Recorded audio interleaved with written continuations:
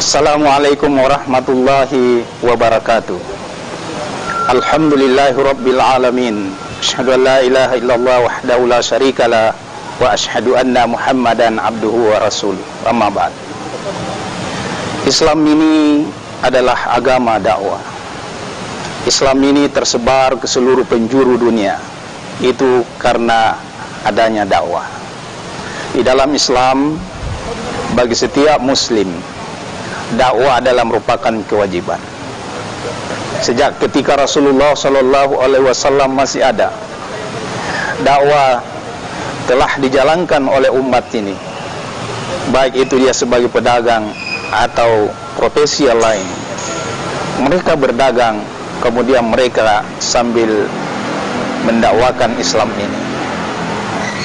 Allah Subhanahu Wa Taala telah memerintahkan kepada kita untuk senantiasa berdakwah sebagaimana yang disampaikan oleh Allah di dalam surah Al-Imran ayat 104. A'udzu billahi minasyaitonir rajim. Wal takum minkum ummatun yad'una ilal khair wa ya'muruna bil ma'ruf wa yanhauna 'anil munkar wa ulaika humul muflihun. Allah Subhanahu wa taala menyampaikan, hendaklah ada sekelompok umat yang menyeru kepada kebaikan, mencegah kepada kemungkaran. Mereka itulah orang-orang yang beruntung. Inilah perintah Allah Subhanahu wa taala agar kita selaku umat Islam senantiasa mendakwakan Islam ini. Di dalam dakwah tidak mesti memiliki ilmu yang banyak, tidak mesti menghafal Al-Quran 30 juz, dan tidak mesti menghafal sekian ratus hadis. Bahkan Rasulullah Sallallahu Alaihi Wasallam menyampaikan, "Ballighu anni walau kana ayah." Sampaikanlah daripadaku, kata Rasulullah, walaupun hanya sepotong ayat. Saya teringat dengan seorang sahabat Nabi yang bernama Abi Dzar Al-Ghifari. Beliau ketika telah mengikrarkan syahadat asyhadu an la ilaha illallah, beliau kemudian meminta izin kepada Rasulullah SAW untuk kembali ke kampungnya mendakwakan apa yang baru saja dia ikrarkan, yaitu syahadat. Bayangkan, hanya dengan syahadat beliau kemudian pulang ke kampungnya dan berhasil mengislamkan orang-orang yang ada di kampungnya. Itulah hebatnya dakwah. Sehingga bagi kita sebagai seorang muslim, kewajiban dakwah itu ada pada setiap kita di pundak kita masing-masing. Tidak boleh kemudian kita mengatakan itu adalah urusannya para ulama, dakwah itu adalah urusannya pada para da'i, dakwah itu adalah urusannya pada ustadz. Tidak. Dakwah ini adalah kewajiban bagi setiap kita yang mengaku muslim. Nah, apa tujuan dakwah? Tujuan dakwah adalah mengajak manusia kepada jalan Allah Subhanahu wa taala yang biasa disebut al-ma'ruf. Yang kedua, mencegah manusia untuk tidak melakukan kemungkaran, yaitu agar senantiasa manusia itu menghindari hal-hal yang dilarang oleh Allah Subhanahu wa taala. Nah, ketika kita melakukan tugas dakwah itu, Allah Subhanahu wa taala menyampaikan ulaika humul muflihun. Itulah orang-orang yang beruntung di sisi Allah Subhanahu wa taala. Mungkin memang bukan secara materi, tetapi di sisi Allah Subhanahu wa taala nilai dakwah pahalanya adalah luar biasa.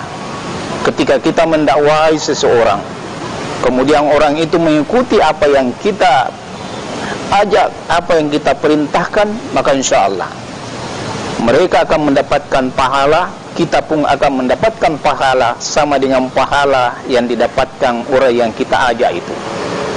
Itulah hebatnya dakwah di dalam agama kita. Kemudian Allah Subhanahu wa taala sangat menyanjung orang-orang yang berada di jalan dakwah. Bahkan perkataannya itu dianggap perkataan the best, perkataan yang terbaik. Allah Subhanahu wa taala menyampaikan, "Wa man ahsanu qawlan mimman da'a ila Allah wa amila shaliha wa qala innani minal muslimin. Siapakah, kata Allah, yang terbaik ucapannya kecuali ucapan orang yang mengajak kepada agama Allah Subhanahu wa ta'ala. Nah, di samping itu dia mengajak orang lain untuk mengerjakan yang diperintahkan oleh Allah, dia pun mempersaksikan diri sebagai seorang muslim.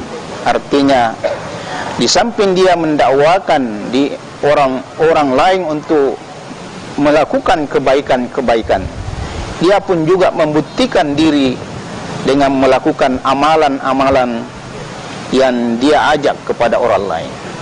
Kenapa begitu? Sebab ada bahaya di dalam dakwah ketika seseorang itu mengajak orang lain untuk melakukan perintah Allah Subhanahu wa ta'ala, lalu mereka tidak melaksanakan, maka Allah Subhanahu wa ta'ala sangat benci. Itulah yang disampaikan oleh Allah Subhanahu wa ta'ala di dalam Al-Quran, bahwa lima taquluna ma la taf'alun kabura maqtan indallah an taqulu ma la taf'alun. Allah sangat murka ketika kita mengajak orang lain untuk melakukan kebaikan lalu melupakan diri sendiri.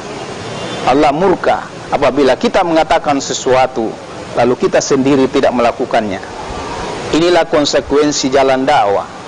Ketika kita mendakwakan Islam, maka kita juga harus mempersaksikan diri sebagai seorang muslim, mengamalkan apa yang kita perintahkan atau ajak kepada orang lain.